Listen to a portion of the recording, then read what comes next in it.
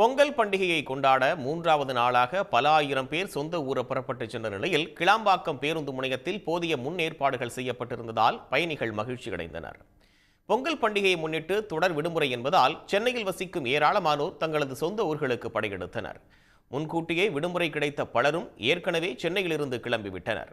இந்நிலையில் மூன்றாவது நாளாக ஏராளமானோர் சென்னையிலிருந்து சொந்த ஊர்களுக்கு பயணித்தனர். சென்னை மாநகரிலிருந்து தாம்பரம் வரை ஆங்காங்கே போக்குவரத்து நெரிசல் ஏற்பட்டது.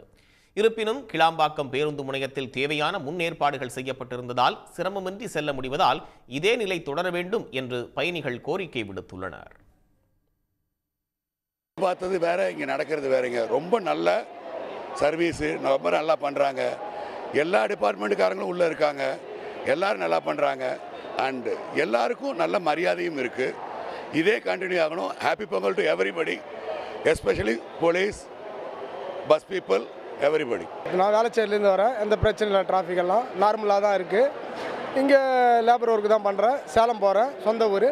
ஒரு வாரம் ரெஸ்ட் எடுத்துட்டு திருப்பி சென்னை வருவேன். செங்கல்பட்டு மாவட்டம் அச்சரப்பாக்கம் அருகே ஆத்தூர் சுங்கச்சாவடியில் கடுமையான போக்குவரத்து நெரிசல் ஏற்பட்டது. பல கிலோமீட்டர் தொலைவுக்கு வாகனங்கள் அணிவகுத்ததால் வாகன ஓட்டிகள் சிரமத்திற்கு உள்ளாகினர்.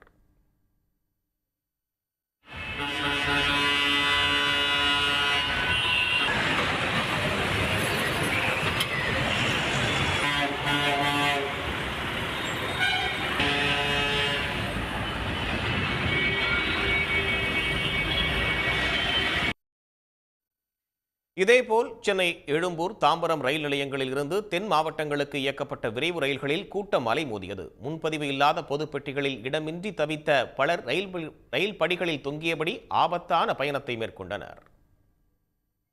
உடனுக்குடன் செய்திகளை தெரிந்து கொள்ள சன் நியூஸ் பெல் ஐகானை கிளிக் பண்ணுங்க.